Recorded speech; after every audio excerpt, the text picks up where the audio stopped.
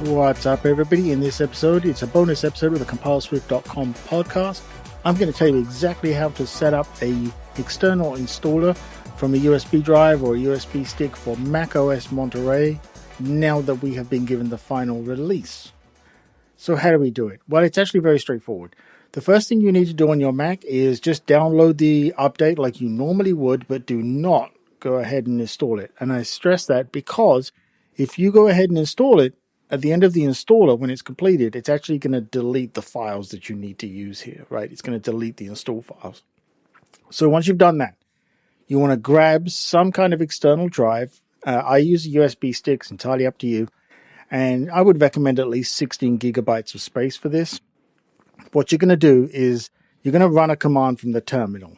And you can do this with previous versions of macOS as well if you need to. What it does is it copies the installable files out to an external media. And I'm going to give you the command here, but I strongly recommend you go to CompileSwift.com. There's a blog post on the front page there, at least as of recording this podcast. It'll probably be there for a little while. And it's going to give you the exact command. You can copy and paste it, and away you go. Now, you will want to use the terminal for this, and be careful, because if you get this wrong, you can mess things up. Now, what you're going to do is you're going to specify the volume that you're going to use, this external drive, whatever it may be. So I'm going to go through the command here. All right. And like I say, my English accent, some it may be difficult to sort of catch some of this. Go to CompileSwift.com, see the post. It'll make sense. What you're going to do is you're going to type sudo space / applications / install / and then a space macOS, another backspace, and then you're going to put a space in, and then put backspace Monterey.app. That's really the app name that you see there. That's what you're putting. After that, you're going to put a / and put contents / resources / create install media, one word. Now that's the file that runs, okay? After this, one more thing we need to do is specify the volume we want to copy the files to, that drive that you prepared. Let's assume that it's called untitled, but whatever the name is, that's what you want to use here. You're going to put -- volume, and then a space, / volumes, / and then whatever the name of the drive is. Like I say, for example, untitled.